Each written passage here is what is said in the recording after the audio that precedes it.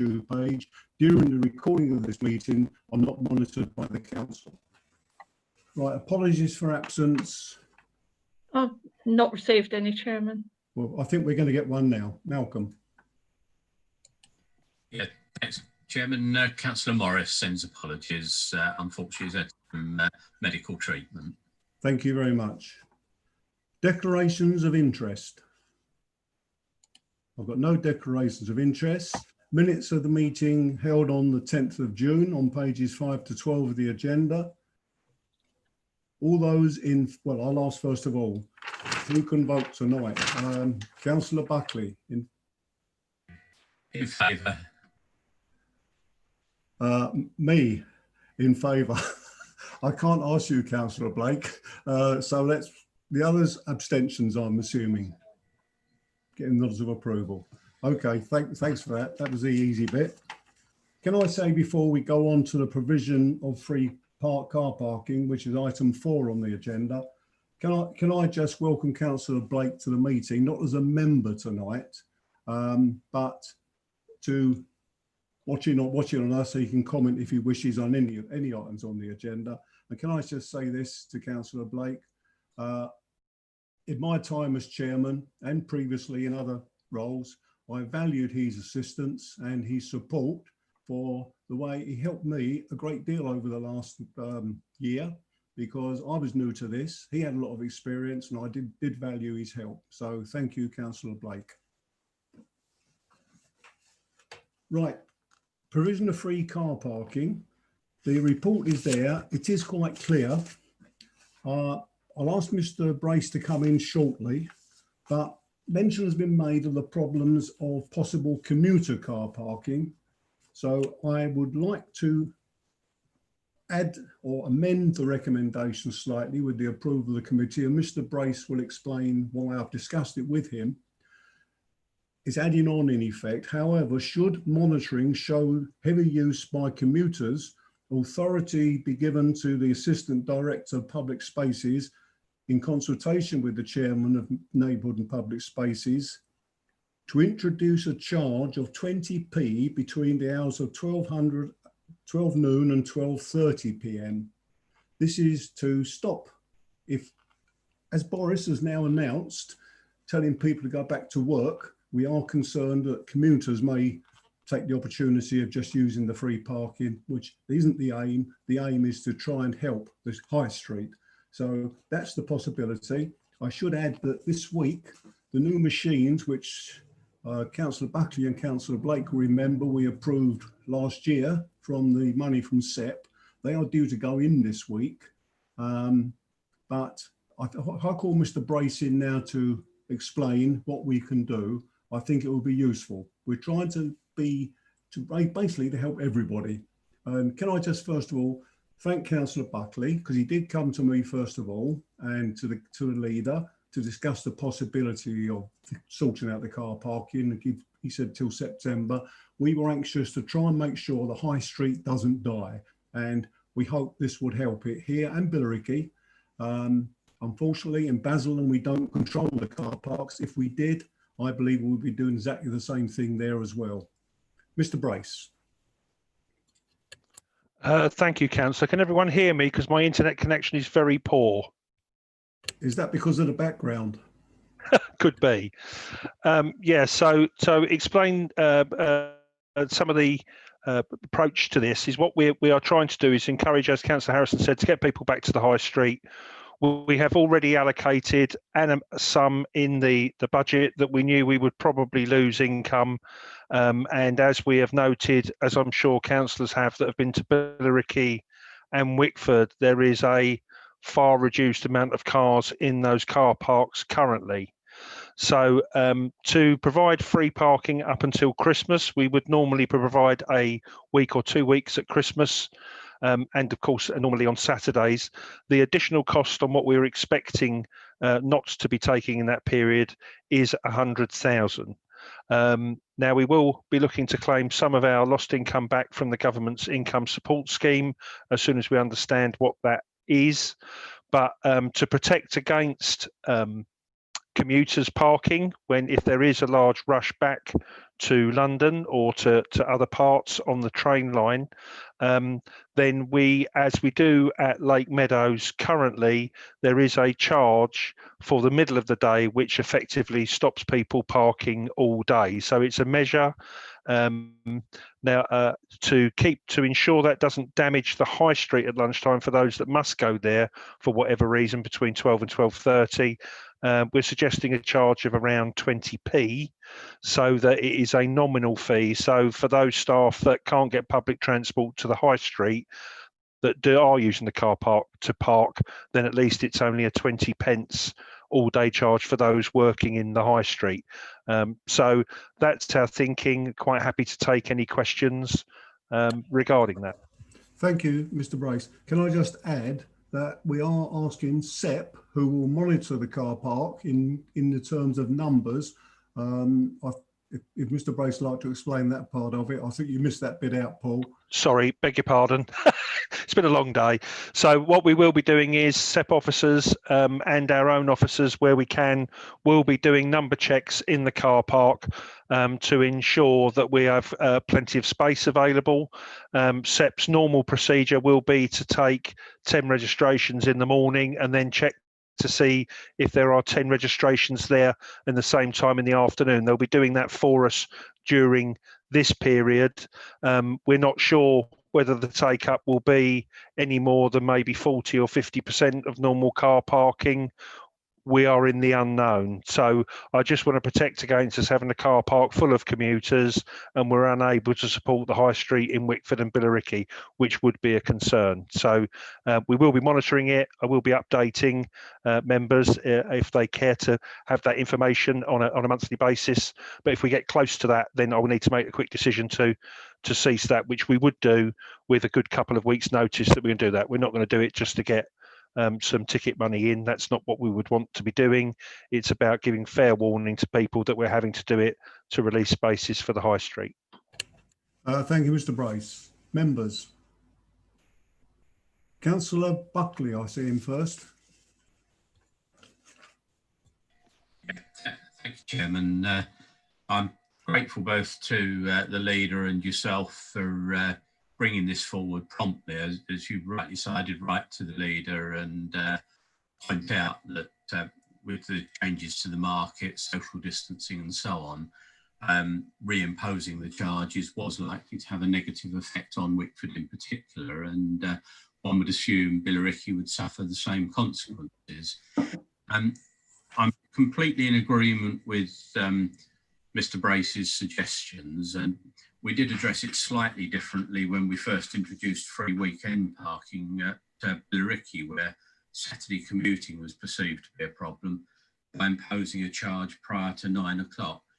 I have worked in other areas where something similar works. I think Great Dunmow had a charge between 11 and 12 o'clock in the morning, for example, and that did deter commuters. The other thing which I have seen, and I have one in my car at the moment, it happens that I went away for a few days to the Lake District last year, and parking there is free for 2 hours, provided you display something which is very similar to a blue badge parking dial.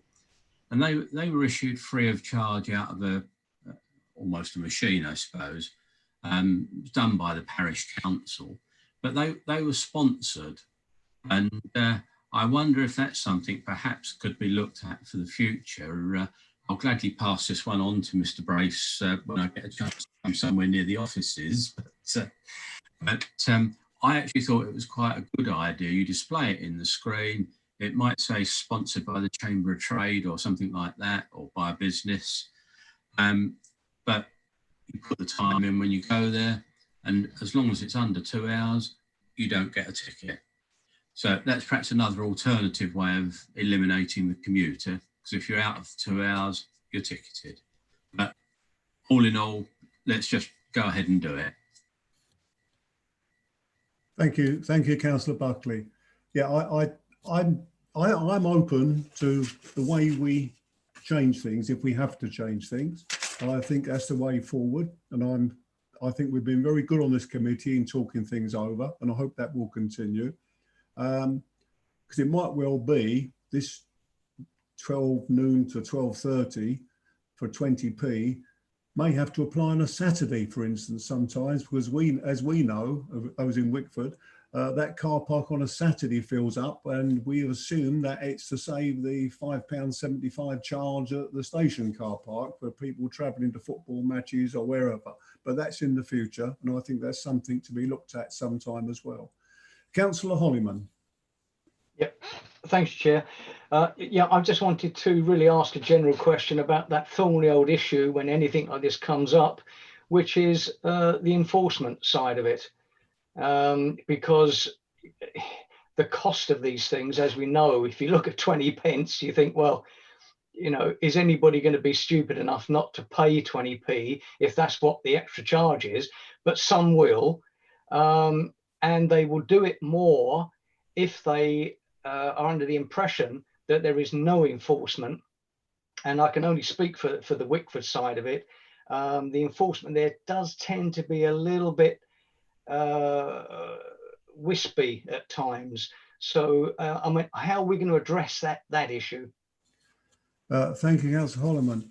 Of course, you know, I did raise a similar question when I took over as chairman of this committee of the number of cars parked in car parks with no tickets on them. It's because the system is, if they did it by mobile phone, they didn't have a shower ticket, but SEP have that information on their systems. And as the council's representative on South Essex Parking Partnership, I mean, they do quite a good job in the car parks in ticketing those who haven't got tickets. And that is seen by the amount of funding we get from SEP towards the things we got last year, because it is successful. Some people probably will get away with it, I accept, but the enforcement through SEP has, over the last 2 or 3 years, been quite good. There's been times when it's gone down a bit where they've been short of staff, but in the main, it's been excellent. I'm looking for any more hands. Councillor Ferguson, and then I'll bring in, unless Councillor Davis wants to comment, I'll bring in Councillor Blake. Councillor Ferguson. Thank you, Mr. Chairman, and thank you for bringing forward this item tonight and calling this meeting. That we're all aware of the challenges that the businesses on our high streets are facing, and it's right that we do all we can to support them. And I think the continuation of the free parking until the end of the year will do that. I'm also reassured by the efforts tonight of the measures that we can take to ensure that we can deal effectively with any challenges that arise potentially with commuter parking and other issues that are going on. So I think this is the right thing to do, and I fully support it. Thank you, Councillor Ferguson. Councillor Blake. Did you want to come in, Councillor Davis? Yeah. Councillor Davis first, Councillor Blake, if you don't mind. I'm watching fingers and hands, and as people move over the screen to different positions, Councillor Davis. Thank you, Chairman. I'd just like to say that this is a good scheme.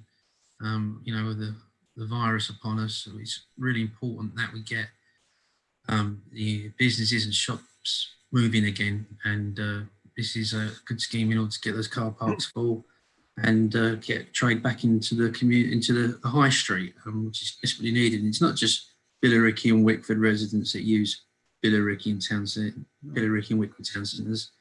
I pop up at Billericay now and then and have a look around the charity shops. So it's for all the community, and I think it's a good scheme. So I'll be voting for this.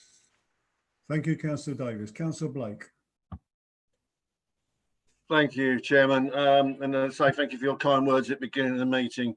You might not like it after I said what I'm about to say. No, I was only joking. It's just a question that I know that's going to be raised, certainly in certain areas, regarding, I know it's free parking now, but you've had season ticket holders who have paid already. So the question I'm asking, because I know it will be asked, is will they be reimbursed for the period of time that you're putting it free at the moment? It's just it's probably slightly contentious, but they have paid, and if you're then giving it free, it does seem a bit unfair on the season ticket holders that have paid already. Thank you. Thank you, Councillor Blake. I understand it, arrangements are being made to do that. And Mr. Brace is nodding his head.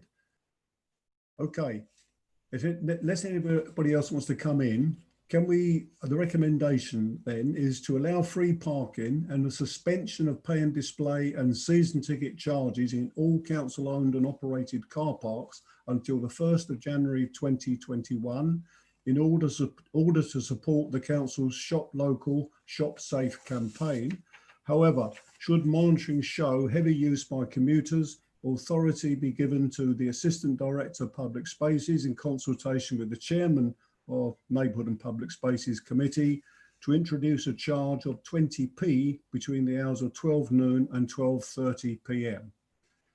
Is that quite clear? Right, we'll go round. Just indicate in favour. Councillor Buckley.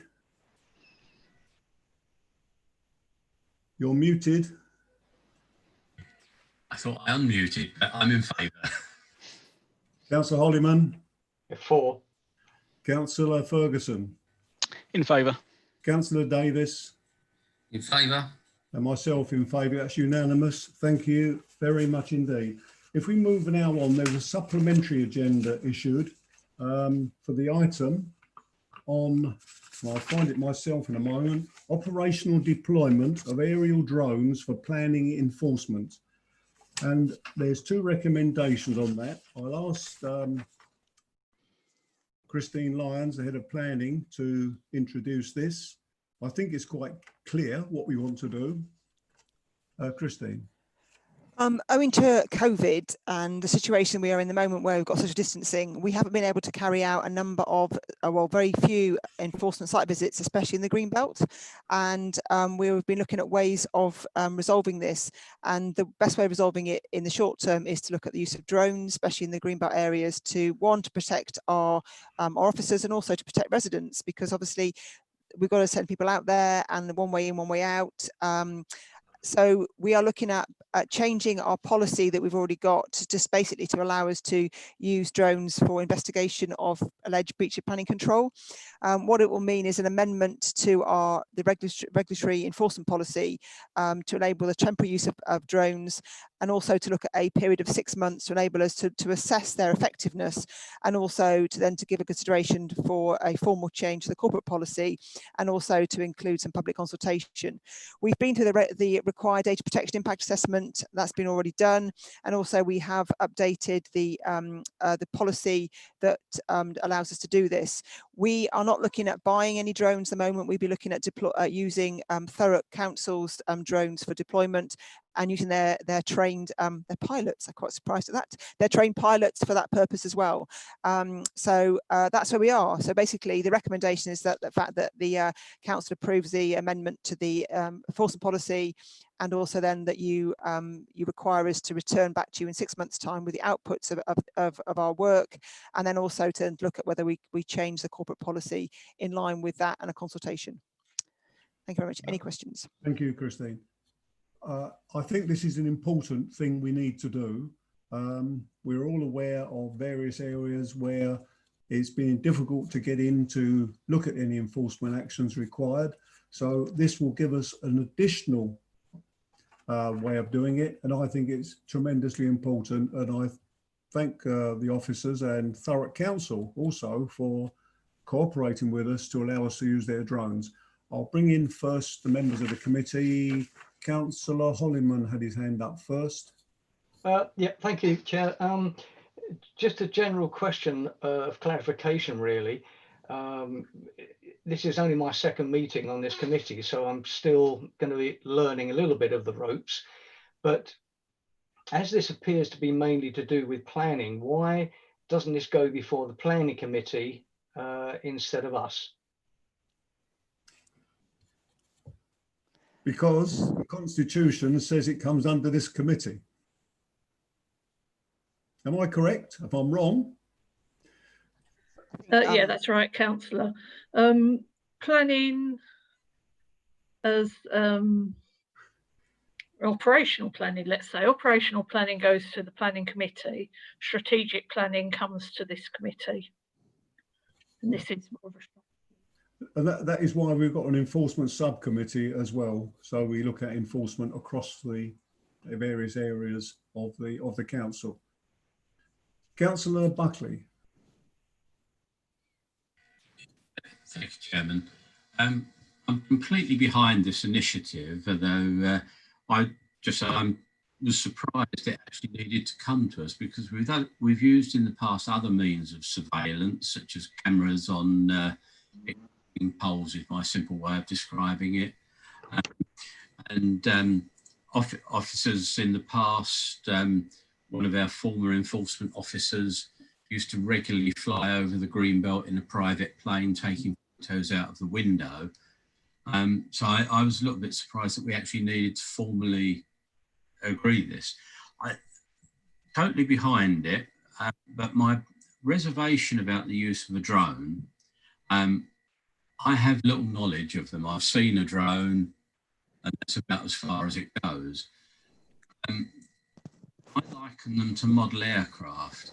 And when I used to play around with model aircraft in my teens, which you may have been the same as me, Chairman, they would fly for a certain distance and stop and crash. What's going to happen if one of these drones crashes into somebody else's property and injures somebody? Whose insurance is it on? Ours, Thurrock's, or is it just one of those things that might happen?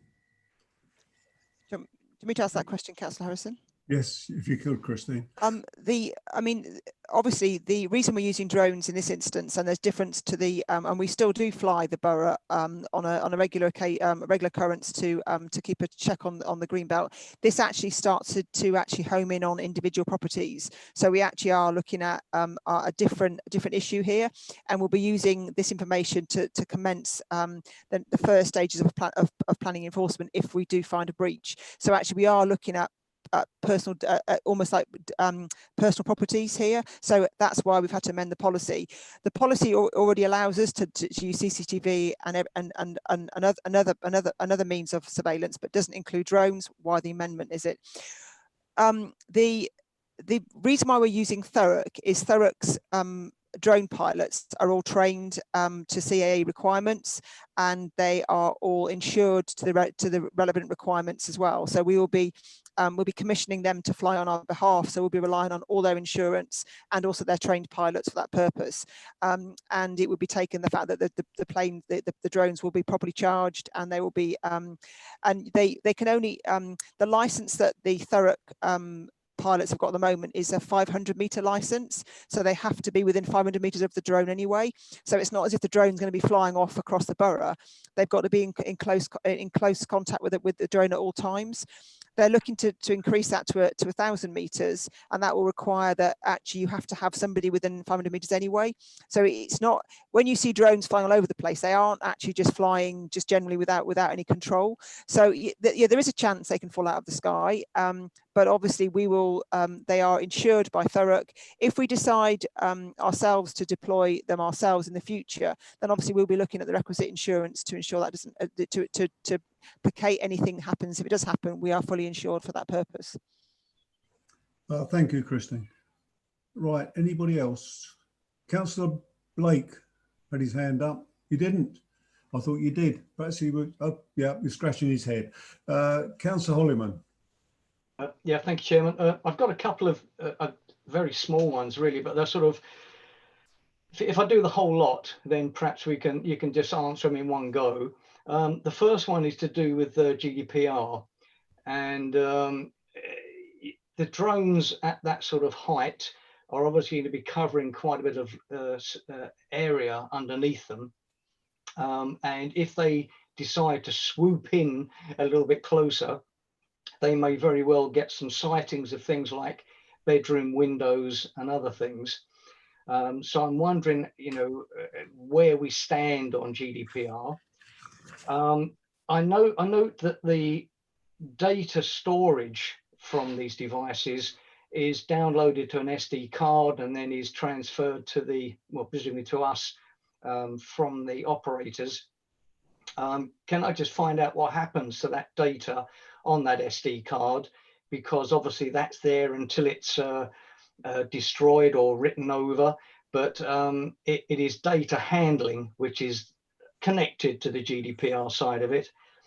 The other question which did really confuse me on this one, I did read through the data, the information that came through with this particular supplement, and it didn't really give me much information on how you are actually informed in the beginning that requires the drone to be sent over a property. I remember back a little while ago when there was a farm, I think there was a farm not too far away from here, where the owner built a 5-bedroom mansion and put bales of straw and cladding, etc., in front of it so that it was impossible to see from the main road. Obviously, the mansion was totally against planning regulations, but he got away with it because it couldn't be seen from the road.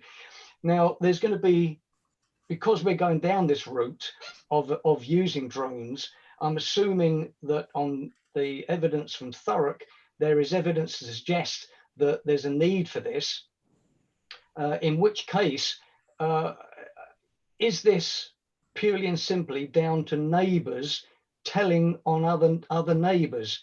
I mean, how do I'm trying to think of the words for it, but, you know, how do we decide to send these drones up on a certain address? Thank you, Councillor Holloman. Can I just say that as part of this supplementary agenda, enclosure number 2 was the data protection impact assessment, which was completed. And if you read that, well, that will answer most of the questions you're asking. And there was also enclosure number 3, which is the update to the regulatory services enforcement policy. I know it's quite a bit of reading. It's a bit of reading, but I think it's important. Yeah, I mean, I did read that. And hang on. Oh, sorry. I think it's important to understand for the public who are viewing this, that we're not just taking a decision on the hoof. This is being carried out. There's an assessment being carried out, and there's the information there which was completed by Mr. Cummings, and it's all there, been signed off, and we have the full agreement, and it's been done in accordance with legislation. So I think it's important so the public understand this committee was given that information. I want to bring Councillor Davis in. So can I just come back on that one as you brought that up? As I said, I did read all the papers that were sent to me, and I was surprised, really, in a way, that the assessment that was carried out on the potential of the GDPR was considered to be low, and yet the drones here are using quite a high density of cameras, which obviously, if they're going to go up at 1,000 feet, they can must be pretty good cameras, and the chances of photographing other people outside of the inspected property must be fairly high. And as I said, I did read through the paperwork, and I couldn't find how that assessment negated cross-border or cross-boundary photography, and what happens in the case of somebody being caught in the next door to the property being filmed. Before I bring Christine back in, Councillor Davis. Thank you, Chairman. It's quite kind of related, actually. I mean, I read through the flow charts and the paragraphs on the deletion of non-relevant footage, and I know, you know, what the report says, and the steps are in place, which is all well and good and excellent. But I'd like to ask a specific question. Is it one person who is responsible for the deletion of the non-relevant footage or the footage after they've used it? Or are there checks and balances in place? You know, is there a second person to sign it off to make sure that these the non-relevant footage is actually deleted properly? Okay. I'll bring Mrs. Lyons back in to answer those questions. I mean, data storage is always an issue, and it's an issue for everything that we do in terms of planning enforcement, because we do actually, whichever we do interfere in people's lives, because we go into properties and we photograph buildings now anyway. I think the issue, you're quite right, it's the deletion of information that's really important, and also it's that collateral sort of information that you pick up along the way, which is, if we are going to go into that, on the rare occasions, it does say in the report that when we think we will enter into level of covert surveillance, we'll have to get RIPA approval anyway. So actually, we've got to be careful we don't overstep the mark. And if we do, then the information has to be deleted anyway. The deletion will be, the only information we do require is actually the breach planning control. So anything else will be deleted as soon as we get this, the information back from its primary source. Because all I'm interested in is the and going back to the point that Councillor Holloman made, is the fact that we get a report of an alleged breach planning control, and that can come from many sources. It can come from a neighbour, it can come from a resident that's out walking, it can come from an elected member, and basically we triage that initial inquiry first. We decide whether or not it goes forward, whether it actually is a planning matter or not, and then we will then consider doing a site visit. We will only use the drones when we cannot physically get onto land, or we feel that we're putting our officers at danger or somebody else at danger, and that was more likely going to be the green belt at the moment, because a lot of those roads are one in, one out. Also, we will every site visit we do, we will before every site visit we do, we will actually write to the owner of the land, asking them for their access to the site. If they either don't respond or they refuse access, we will then say, as part of that letter, we will use the drone to fly, so make it very clear what we're doing, and there will be a drone over their property at some point to view that. But who deletes it? I think that's one concern that we had at the point when we were looking at this. And that's important to us, that we don't have information that we shouldn't hold, and that will be one person, and it will be double checked that also the information that we have decided to keep, it'll be checked by somebody else to make sure there isn't any, we haven't by mistake caught somebody there is there who shouldn't be there. And also we will make sure, if we have to do that, then we'll make sure we redact that information, so we won't be keeping information of people's of that collateral damage stuff that you get with any drone use or any surveillance you get. So we're very much aware of that. And when we went through this work, we worked very close with the team that look at data protection to make sure that the policy was correct. And that's also why we need that consultation period. So we'll be looking at that consultation period after running a 6-month trial to see how effective this is. And also we will, I think, if the council's looking at getting is employing someone to do with CCTV, and our aims are, if we do decide to roll this out across the whole council, that it will be kept, that information will be kept by an officer or a service rather than just a random service across the council. So I think there'll be a different piece of work that we come forward from this in the future, if we then look at taking this on as a corporate issue. Thank you, Christine. Can I just add, on the documentation, I think it is quite clear that all we're keeping is evidence collected of any breaches of planning control or of criminal offences, and they will be stored securely. So that is the information we will keep and nothing else. Councillor Holliman again. Sorry to prolong this one. I'm probably giving it more weight than it's actually worth, but it's back again to the topic that access to this data once it's been taken, and it just touches on what the chairman said just then. If the security services just happen to be doing a surveillance on a certain area, it's quite possible that they will try to trace every source of data available within that area in order to check to see whether things have been caught on film or whatever. I'm not sure if you can answer this one exactly, but once the data has been collected from the drone, presumably that, if you are invited by the local police force or higher than them security forces for any footage in this whole postcode, you would be obliged to provide that and turn that over to that security force. Christine.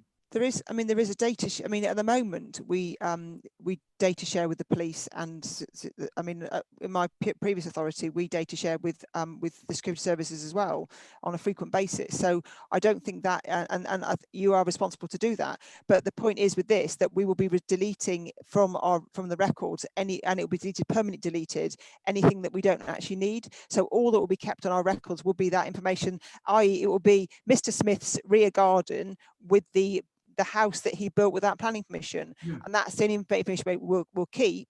And then it will be a photograph showing that. That will be the beginning of our investigation. What will happen from that is the fact that we will then be able to look at our other toolkit, which we've got is a planning contravention notice. We will then write to Mr. Smith and tell Mr. Smith that you've erected a building in your garden that has the appearance of a dwelling house. Can you please complete the attached form with that information? If he refuses to do that, that's a criminal offence, and we'll prosecute him for that.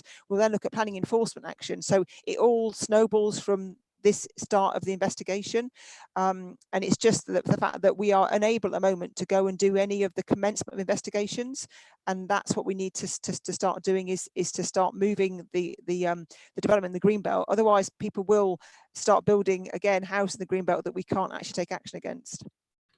Thank you, Christine. Councillor Ferguson. Thank you, Mr. Chairman. I'm actually going to make my points in the reverse order to the way that I was going to, and just want to thank Mrs. Lyons for outlining the process there and the measures that we'll be taking to process data securely and provide security to members and to residents around how this will be handled. Ultimately, we're being presented here with a solution to a challenge that we're currently facing, will be facing for the foreseeable future in pursuing enforcement action.